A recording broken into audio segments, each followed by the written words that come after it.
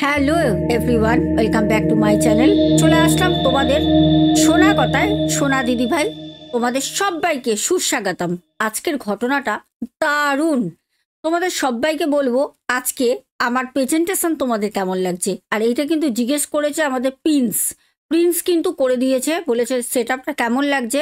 অবশ্যই দর্শক বন্ধুদের কাছ দিয়ে রায় নেবে, তোমাদের মতামত কমেন্টে জানিও।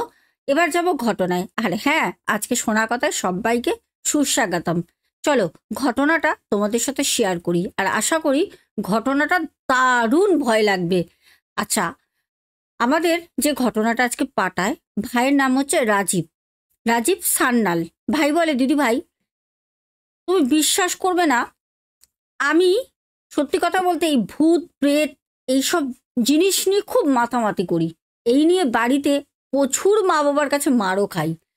তাও কিন্তু আমি যেখানে বন্ধুদেরকে বলি, এই তোদের ওখানে বাড়িতে ভূত টুত আছে নাকি, মানে পাগলের মতো একটা রিসার্চ করা। বাট আমি জানি ভূত অত সহজে কাউকে দেখা দেয় না, অথবা এই ভূত প্রেত সবাইকে কিন্তু দেখা দেয় না, সব জায়গায় থাকেও না। ভাই বলছে একদিন জাস্ট বন্ধুদেরকে ফান করছি যে দেখ না, ভূত দেখার খুব ইচ্ছে, তোরা যদি কেউ আমাকে ভূত দেখাতে পারিস তাহলে পারে তোদেরকে আমি 500 টাকা দেবো। তো সবাই বলছে ভাগ এখান থেকে, তোর 500 টাকার দরকার নেই, ভূত দেখবে, ভূত দেখার এতই ইচ্ছা। যাই হোক, এরকম আমি করতেই থাকি, একদম মজা মাজাক চলতেই থাকে। আমাদেরকে ভাই বলে, দিদি ভাই তুমি বিশ্বাস করবে না, একদিন আমার মাসি আসে। আমার মাসি আমাকে বলল, কিরে পড়াশোনা কেমন চলছে? আমি মাসিকে বললাম, এই তো মাসি বেশ ভালো, তুমি কেমন আছো, বহুদিন পর আসলে। মাসি বলল, আর বলিস না, তুই তো মেশোর অবস্থা জানিস, শরীরটা ঠিক ভালো না। অনেক দিন ধরেই দিদি বলছে, মানে আমার মা, দিদি বলছে যে একটু আয় ঘুরে যা, একটু আয় ঘুরে যা। তো আজকে আসলাম। যাই হোক, তুই বল তোর পড়াশোনা ঠিকঠাক চলছে তো? এই তো সামনে মাধ্যমিক দিবি। আমি তখন বললাম যে হ্যাঁ, মাধ্যমিক তো দেবো, কিন্তু মাসি আমার না জানো জীবনে একটা কৌতূহল আছে, একটাই আমার স্বপ্ন, সেটা হচ্ছে আমি ভূত দেখব। তো মাসি বলছে, দূর পাগল, ওসব ভূত প্রেত এসব গল্পতেই হয়, এসব বাস্তবে হয় না, ভূত প্রেত এইসব হয় না। যাই হোক, এইটা হচ্ছে একটা প্রসঙ্গ তোমাদের বললাম ভাইয়ের, কারণ ভাই বলে, দিদি ভাই আমি না ফাঁকা মাঠে, তারপর পাড়ায় কেউ মারা গেলে তাদের সাথে শ্মশানে, এরকম নানা জায়গায় না আমি যাই, যদি কোনো রকম কিছু আমি দেখতে পারি। কিন্তু ওরকম তো কোনো কিছু হয়ই না, ভূত তো দেখাই যায় না। ভূত আর ভূত হলেও আমরা যেই ফোনের মারফতে দেখি, এখানে গেছে ভূত দেখেছে, ওখানে গেছে ভূত দেখেছে, তারপরে ভূত ভর করেছে, এইগুলো আমরা শুধু ইউটিউব টিভিতে মুভি এইসবই আমরা দেখি। বাস্তবে কি আদৌ হয়? ভাইয়ের হচ্ছে এইটা একটা প্রশ্ন, জিজ্ঞাসা চিহ্ন বড় করে। ভাই এটা মাকে, ওর স্কুলের বন্ধুদের, এমনকি ওর স্কুলের ম্যাডাম যারা আছে ম্যাডামদেরও ভূতের বিষয় ও বলে দিয়েছে যে ম্যাডাম এরকম আমার ভূত দেখার খুব ইচ্ছে হয়। না অনেক সময় ক্লাসে পড়াতে পড়াতে অবসর টাইমে ম্যাডামরা জিজ্ঞাসা করে যে এই তোর কি শখ, কি ইচ্ছে, বড় হয়ে কি হবি, তোর জীবনে কি শখ আছে। তো ও ভূতের কথাই কিন্তু ম্যাডামকেও বলেছে। আমাদের ভাই বলে, দিদি ভাই এই ভূত ভূত ভূত চ্যাপ্টারটা মাধ্যমিকের পরীক্ষা দিতে দিতে পুরোটাই ক্লোজ হয়ে যায়। আমার মাথা দিয়ে ভূতের নেশাও ছুটে যায়, পড়াশোনার প্রচুর চাপ। আমরা যে বাড়িটায় থাকতাম, বেসিক্যালি বাড়িটা আমাদের রেন্টের ছিল, ভাড়া বাড়ি। তো হঠাৎ করে ওই যে বাড়িওয়ালা ছিল, সে বাড়িওয়ালা বলল যে দেখো আমার তো বয়স হয়েছে, আমার মাকে একদিন বলছে দুপুরবেলা, আমি সেদিন বাড়িতেই ছিলাম, বলছে আমার তো বয়স হয়েছে, আমার ছেলে বৌমা ওরা থাকে ডায়মন্ডে, বলল ওখানে কলকাতায় আমি চলে যাব, তো তোমরা যদি আমার ঘরটা ছেড়ে দাও ভালো হয়, আমি তালা দিয়ে চলে যাব। আমার ছেলে বৌমা ওরা তো ওখানে থাকে, ওরা বলেছে মা অবসর টাইমে তুমি আর কদিন বাঁচবে, যেই কদিন আছো নাতি নাতনি ছেলে বৌমার কাছে ভালো ভালো খাবার খাও, নাতি নাতনিকে নিয়ে আনন্দ ফুর্তি করো, একদিন তো চলেই যাবে, তো আলাদা কেন থাকবে।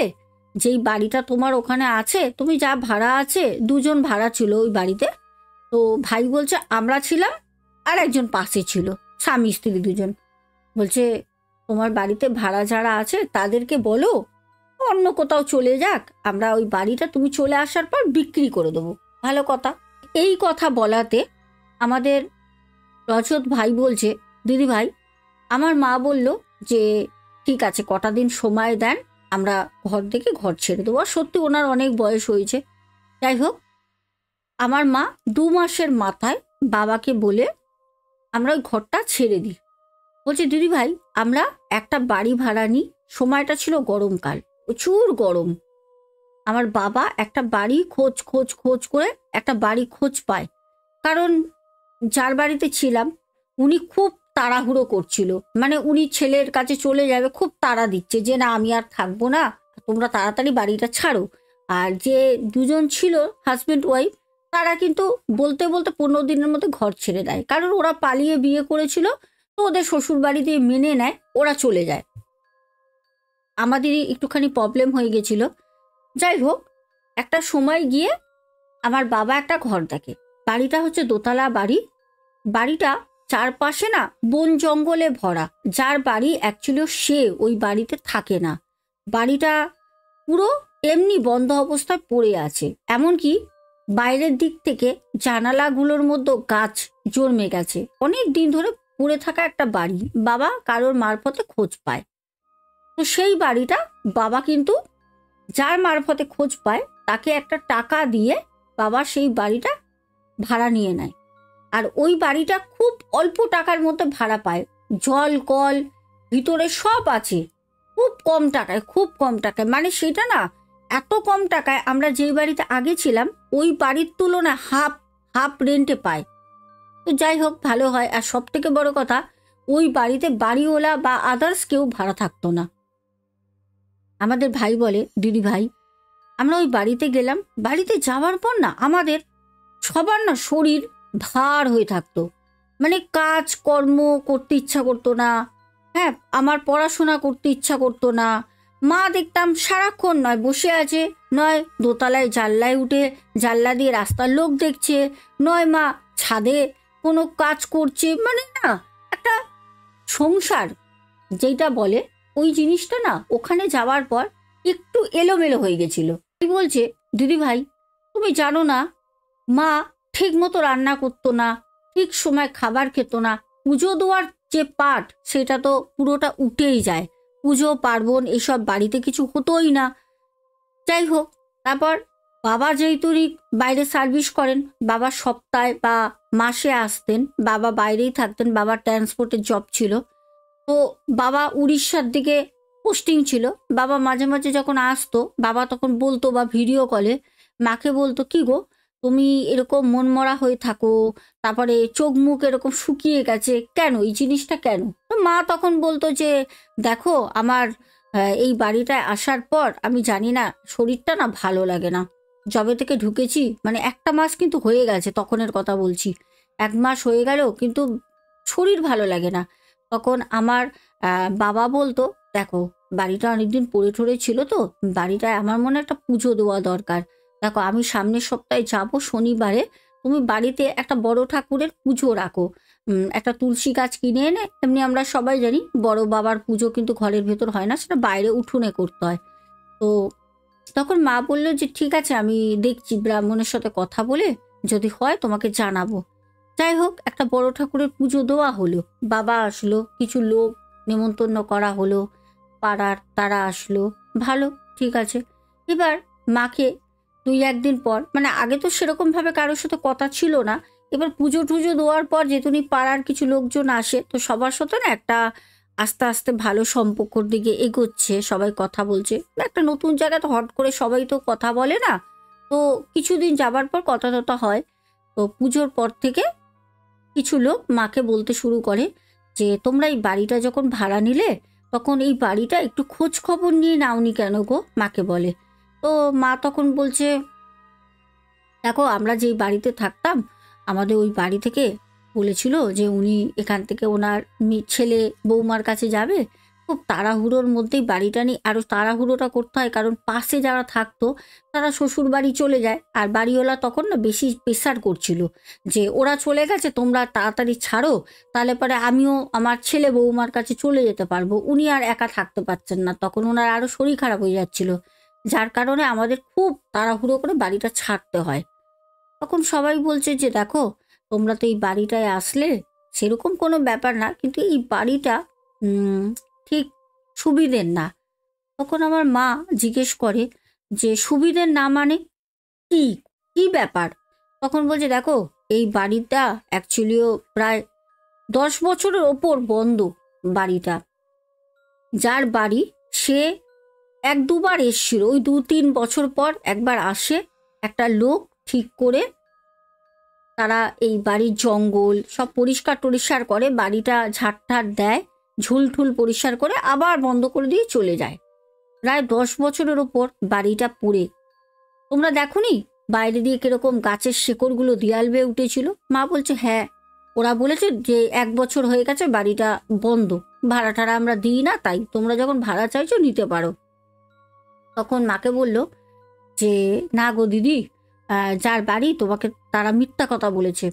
অ্যাকচুয়ালি এই বাড়িতে ওনারাই থাকতো, ওনারাই শখ করে বাড়িটা করেছিল। ওনার ছেলে ছিল, একটা ছেলে 26-27 বছরের ছেলেটা কোনো কাজকর্ম করতো না। সেই যার বাড়ি তার ছেলে কাজকর্ম করতো না, প্রায় ওদের বাড়িতে মানে খুব ঝামেলা হতো মা বাবার সাথে। ছেলেটা প্রচণ্ড নেশায় আসক্ত ছিল, নানা রকমের নেশা করতো। তো কোন সময় ছেলেটা নেশা এত অতিরিক্ত করেছে রাতের বেলা, আর ছেলেটা উপরের ঘরে থাকতো, রাতের বেলা অতিরিক্ত নেশা করায় ওই নেশা না ছেলেটার মাথায় উঠে যায়।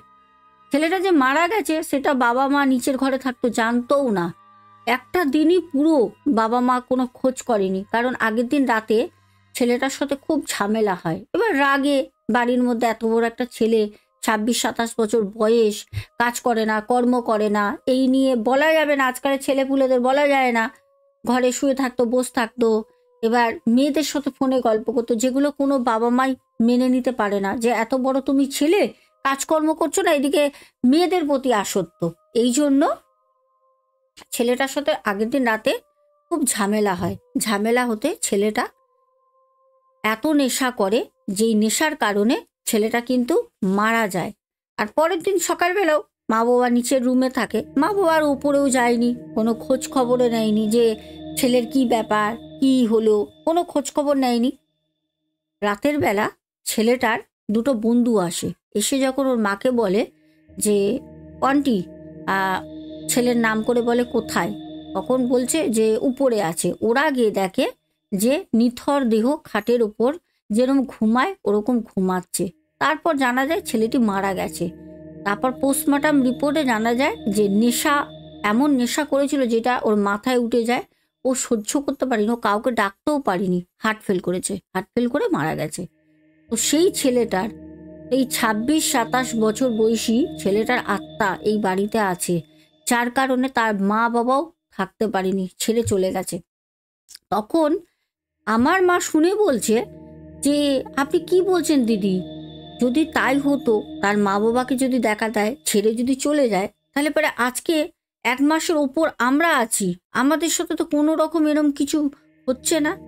তখন বলছে না হলেই ভালো, কিন্তু ওরা তারপরে ঘর আর ভাড়া দেয়নি, ওরা চলে গেছে, হয়তো 10 বছরে সেই আত্মাটা হয়তো সরে গেছে, নেই।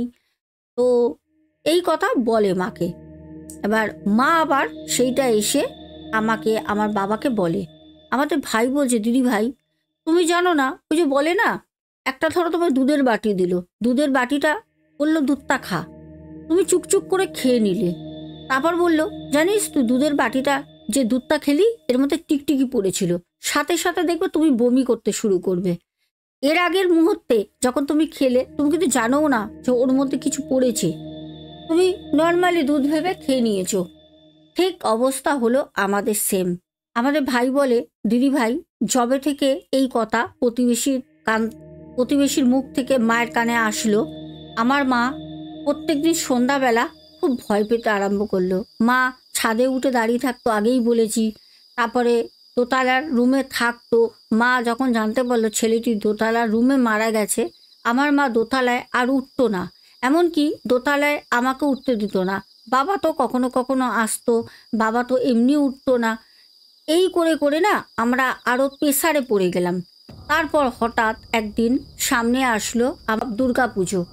দুর্গাপুজো খুব আনন্দ, হই হুল্লোড়, চারিপাশে বাড়ির আলোয় আলো। আমরাও বাড়িতে অনেক রকমভাবে টুনি সেট করি, কোথায় ভূত কোথায় আত্মা।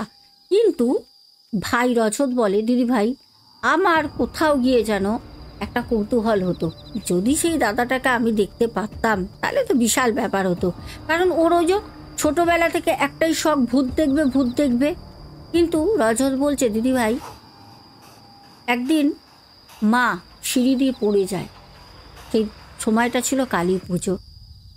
কালী পুজোয় যে কালো একটা গভীর অমাবস্যার রাত, যেদিন কালী পুজো হয়, সেই দিনকে মা উঠেছিল প্রদীপ দিতে, 14 প্রদীপ 14 শাক খেয়ে।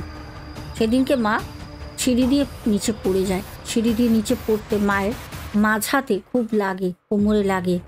মা পুরো বিছানায় শয্যাশায়ী হয়ে গেল। সেদিন রাতে আমাদের দোতলার রুমে সারা রাত কেউ যেন তাণ্ডব করেছে। সেটা হচ্ছে, মনে হচ্ছে উপরে একটা খাট রাখা ছিল, ওই খাটের ওপরে, লোহার খাট, সেই খাটের উপর উঠে মনে হচ্ছে কেউ যেন নাচ করছে।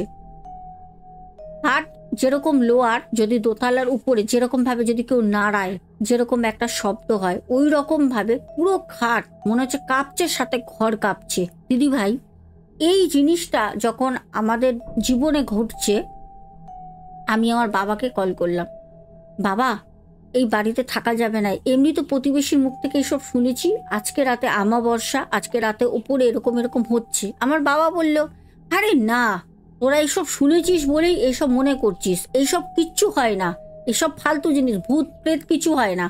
10 বছর 12 বছর আগে ছেলেটি মারা গেছে, ওর আত্মা এখনো রয়েছে, তাহলে এতদিন তো তোরা বলিসনি। আমি তখন বললাম, বাবা এতদিন তো কানে শুনিনি, আমরা ওইসব কিছু মনেও করিনি, কিন্তু এখন বুঝতে পারছি বাবা, এখানে এমন কিছু আছে, কিছু হচ্ছে। আমার মা ভয়তে খুব কাতরে কাতরে থাকতো।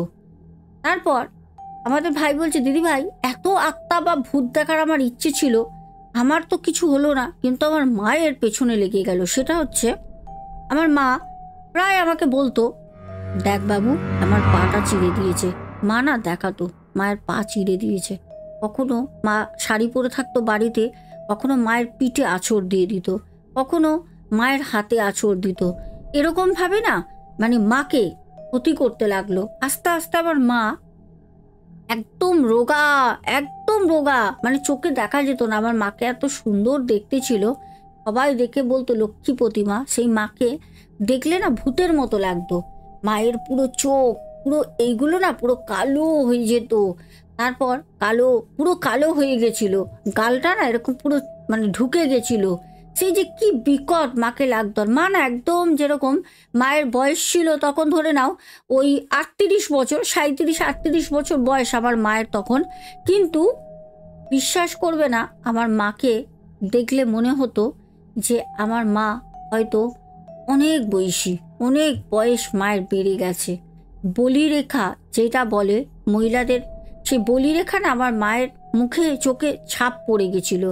আমার মাকে এমন লাগতো, মানে মনে হতো যে আমার মা খুব কষ্টে রয়েছে, খাওয়া হয় না, খুব বাড়িতে কাজ করে, আর খুব দুর্বল হয়ে গেছিল। লাস্টে আমার বাবা একদিন হঠাৎ এসে আমার মাকে বলল, এ কি করেছো, তোমাকে তো চেনাই যাচ্ছে না। আমার মা জোর গলায় না কথা বলতে পারতো না, আস্তে আস্তে কথা বলতো। মানে এক এক সময় তো গিয়ে মায়ের মুখের কাছে শুনতে হতো, ও মা কি বললে, মানে এত আস্তে কথা বলতো। ভাই বলে, দিদি ভাই আমার বাবা বলল যে না, এই বাড়িতে আর থাকা যাবে না। তারপর আমরা বাড়িটা ওখান থেকে পরিবর্তন করি। দিদি ভাই তুমি বিশ্বাস করবে না, আজও ওই বাড়িটায় কেউ ভাড়া আসে না। আমরা না জেনে আর খুব তাড়াহুড়ো চাপের মধ্যে আমরা ভাড়াটা নিয়েছিলাম। আর সব থেকে বড় কথা কি জান দর্শক বন্ধুরা, কোনো জায়গায় ভাড়া নিতে গেলে না আগে একটু খোঁজ খবর নিতে হয় যে এই বাড়িটা কেমন, কোনো রকম দোষ আছে কিনা, এই বাড়িতে পূর্বে কেউ মারা গেছে কিনা, সুসাইড করেছে কিনা। দেখো যদি স্বাভাবিক মৃত্যু হয় তাহলে ঠিক আছে। অনেক বাড়িতে কিন্তু ভাড়া বাড়িতে অনেক এরকম কিন্তু মানুষ মারা যায়। তারপর যারা ঢোকে নারায়ণ পুজো করে, তারপর যার বাড়ি তারাও অনেক সময় পুজো টুজো দিয়ে পরিষ্কার করে কাটিয়ে দেয়। আবার এরকমও হয় অনেকে আছে তাড়াহুড়ো করে, এখন তো খুব উন্নত হয়ে গেছে আমাদের সমাজটা, এখনকার মানুষজন ওই ঘর ভাড়া লাগবে, বোকারকে বলে দিল, ভাই 1 মাসের টাকা তোমায় দেবো, তুমি আমাকে এরকম রেন্টে একটা ঘর খুঁজে দাও। ঘর খুঁজে দিয়ে দিল। আদৌ সেই ঘরটা যে তোমাকে দেখে দিচ্ছে সে তো তার টাকার জন্য তোমায় ডেকে দিয়ে দিচ্ছে, 1 মাসের সে স্যালারিটা পাবে। কিন্তু সেই বাড়িতে যাবার পর কি যে ফেস করতে হয়, বাড়ির যাবতীয় মালপত্র সব নিয়ে আবার একটা নতুন বাড়িতে যাও, আবার 1 মাসের অ্যাডভান্স আর একজন বোকারকে দাও। তাদের এটা একটা পেশা, নেশা যাই বলো হয়ে গেছে।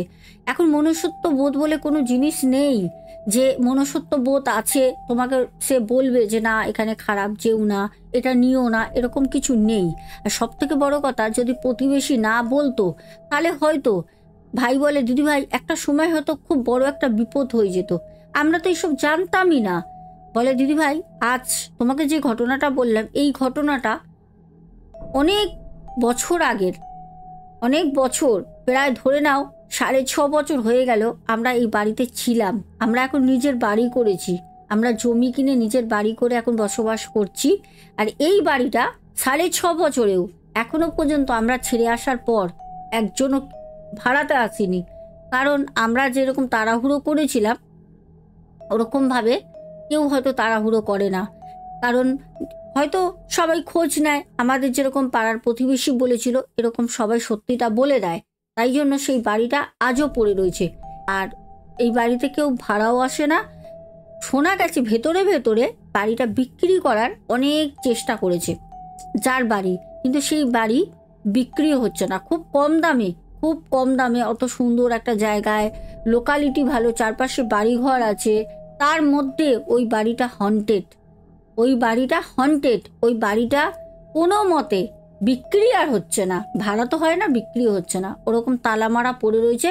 এখন তো বলে আরও, ভাই বলছে আরও জঙ্গল না, নিচ থেকে জঙ্গল হয়ে সেই জঙ্গল লতিয়ে পাতিয়ে দোতলার ছাদে পর্যন্ত উঠে গেছে। তো প্রিয় দর্শক বন্ধুরা, ঘটনাটা কেমন লাগলো? একদম বাস্তব সত্য ঘটনা, রজত ভাইয়ের ঘটনাটা বললাম, শুধু লোকেশনটা তোমাদেরকে হাইট রাখলাম। আর হ্যাঁ, ও মাই গড, তোমাদের তো আগেই বলা দরকার ছিল, সেটা হচ্ছে আমার আগের ফোন। দেখতে পাচ্ছ, এই ফোন থেকেই কিন্তু আমি প্রথম আমার ইউটিউব জার্নি শুরু। আর এই ফোন কালকে রাতে আমি চলে এসেছি নিয়ে, তোমাদেরকে কথা দিয়েছিলাম, কথা মতো কাজ আমি করেছি। চলো এবার নামগুলো পড়ি, ওকে, সাথে থাকো। তো চলো দেখো, আমি কমেন্ট বের করে নিয়েছি, তোমাদের নামগুলো তাড়াতাড়ি পড়ে দিই। আচ্ছা, প্রথমেই আজকে নাম বলবো হচ্ছে পিয়ালি ভারদ্বাজ। অসংখ্য ভালোবাসা পিয়ালি, বনু, কত হাট পাঠিয়েছো আমাকে তুমি। আচ্ছা, তারপর বলবো পিন্টু ঘোষ, তারপর কমেন্ট করেছো দেবস্মিতা চক্রবর্তী, তারপর কমেন্ট করেছো সুপর্ণা বলেছে, আমি ফার্স্ট কমেন্ট করলাম। আচ্ছা, তারপরে রিনা সিনহা। আচ্ছা, তারপর কমেন্ট করেছো শ্রেয়াস, করেছো স্বপ্না হালদার, তারপর সৌভিক সরকার, তারপর কমেন্ট করেছো 1 মিনিট, হ্যাঁ পান্ডা। আচ্ছা, তারপর কমেন্ট করেছো ইয়োর পান্ডা, তুমি বলেছো শিখা। আচ্ছা, তোমার নাম হচ্ছে শিখা, নদিয়া জেলা থেকে। আমার জীবনেও একটা সত্য ঘটনা আছে, বলবো সোনাদি ভাই। অসংখ্য ধন্যবাদ পান্ডা, তোমাকে পান্ডা বলেই বললাম। আর তোমার নাম শিখা। আচ্ছা চলো, পান্ডা শিখা যাই হোক, তুমি অবশ্যই ঘটনা শেয়ার করো। আর আমি তোমাদেরকে নাম্বারটা অবশ্যই দিয়ে দেবো, আমার যেটা অফিসিয়াল নাম্বার আছে, তোমরা সেই নাম্বারে আমাকে হোয়াটসঅ্যাপ করো আর ঘটনাগুলো শেয়ার করতে থাকো আগের মতো, এখন তো কোনো অসুবিধাই নেই। শ্রাবন্তী ভট্টাচারিয়া, তারপর বলেছো সুপর্ণা, আবারও করেছো, তারপর নেহা মাইতি, তারপর কমেন্ট করেছো মন্টু। আচ্ছা, তারপরে করেছো পিয়ালি ভারদ্বাজ, পিয়ালি অনেকগুলো করেছো, তারপর করেছো প্যান্থার গেমিং ওয়াইটি, তারপর করেছো সুজাতা দাস, তারপর করেছো কিষাণু মান্না, তারপর করেছো গৌরী বসাক, তারপর আব্দুল হক ভাই, তারপর করেছো মৌয়া পাল, তারপর করেছো রূপা দে, তারপর করেছো শ্বেতা বিশ্বাস, তারপর করেছো কণিকা বিশ্বাস, তারপর করেছো পাপিয়া ঘোষ, তারপর করেছো প্রদীপ দাস, তারপর করেছো সুদীপ্তা ব্যানার্জি, তারপর কমেন্ট করেছো মিলাদুম, আচ্ছা তারপর কমেন্ট করেছো মিলাদুম, বাহ দারুণ তো নামটা, মিলাদুম লিখেছো। কি বলছো, আমি বাংলাদেশি মেয়ে, তবে জার্মানিতে থাকি, এমন কোনো দিন শুনিনি, তবে ভালো লাগলো, লাভ লাভ লাভ। হ্যাঁ অ্যাকচুয়ালি কি বলো তো, আমি একটা কথা বলি মিলাদুম তোমায়, দেখো এরকম ঘটনা আমিও এর আগে কোনো সময় পাইনি। আর সব থেকে বড় কথা, এরকম অনেক জিনিস হয় যেটা আমরা সত্যি কথা বলতে আমাদের যদি কেউ শেয়ার না করে তাহলে আমরা জানতেই পারতাম না। কারণ দেখো আমাকে শেয়ার করেছে, সেটা আমি তোমাদের সাথে শেয়ার করেছি, বাস্তবে ঘটেছে। এরকম অনেক জিনিস আছে যেগুলো এখনো পর্যন্ত আমাদের কাছে অজানা, অচেনা। আচ্ছা তারপর হচ্ছে সোমা দাস পরিবার থেকে বাপলি মল্লিক, তারপরে কমেন্ট করেছো বনানী কর্মকার দি ভাই, তারপর প্রদীপ দাস, তারপরে কমেন্ট করেছো রেখা অধিকারী। আর রেখা, তুমি সেদিনকে আমাকে বলেছিলে যে আমার নাম রাখা না, আমি তোমাকে রাখা কোনোদিনই বলিনি, রেখা অধিকারী বলেছি, বাই মিস্টেকলি হয়তো হয়ে গেছে রেখা অধিকারী। আমি জানি তুমি আমাকে এত ভালোবাসো, এত লাভ হাট পাটাও, আমি তোমার নাম ভুল বলতে পারি বলো তো?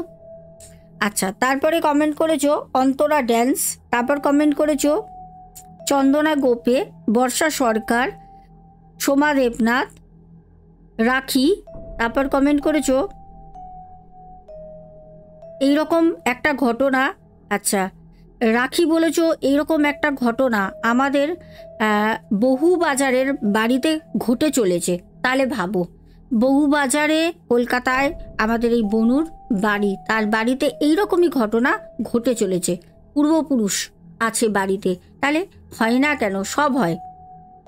সুপর্ণা, তারপর হচ্ছে মঞ্জুষা নন্দী, তারপর কমেন্ট করেছো হচ্ছে রত্না সরকার, তারপর কমেন্ট করেছো সন্তুর দুনিয়া, তারপর কমেন্ট করেছো বনানী কর্মকার, অর্পণ পাহাড়ি অফিসিয়াল, তারপরে কমেন্ট করেছো পিঙ্কি খাতুন, তারপরে কমেন্ট করেছো নো ওয়ান ভাই, তারপরে পারমিতা সাহা, তারপরে কমেন্ট করেছো স্বপ্না বাজাল। অসংখ্য ধন্যবাদ, অনেক ভালোবাসা। যারা এখানে 3বার 4বার করে আমাকে লাভ হার্ট পাঠিয়েছো, কমেন্ট করেছো, আমি সেগুলো আলাদা করে রাখছি, কারণ টপ কমেন্টের জন্য আমি 2বার 3বার করে তাদের নামগুলো বললাম না, যদিও কারো নাম আমি বলেই ফেলেছি পড়তে পড়তে। আর যেগুলো আছে আমি আলাদা করে সাইড করে রাখলাম, ঠিক আছে? কারণ আমি চাই না অনেক বড় হয়ে যাক ঘটনাটা, কারণ এমনি অনেকটা সময় চলে গেছে। তো কেমন লাগলো অবশ্যই তোমরা কমেন্টে জানিও। ভালো থেকো। আর ফোন এসে গেছে, আমি নাম্বারটা তোমাদের দিয়ে দেবো, তোমরা অবশ্যই আমাকে যেরকমভাবে আগে কন্ট্যাক্ট করো। আর হ্যাঁ, আরও একটা কথা বলে দিই, তোমরা অনেকেই আমি দেখছি ফোন করছো। দেখো আমার তো তোমরা জানো আমি শুটিংয়ের মধ্যেও থাকি, 3টে চ্যানেল চালাতে হয়, সংসার চালাতে হয়, সবই করতে হয়। তো ব্যস্ততার মধ্যে আমি রেসপন্স করব, যদি ফোন অ্যাটেন্ড নাও করতে পারি, সব সময় যখন ফ্রি টাইম হবে আমি কল করে নেবো, আর নতবা আমি অবশ্যই কমেন্টে রিপ্লাই করে দেবো। সবাই খুব ভালো থেকো, কটা দিন একটু বোঝার চেষ্টা করো, তারপরে সব কিছু আবার আগের মতো হয়ে যাবে। ভালো থেকো, চলো টাটা।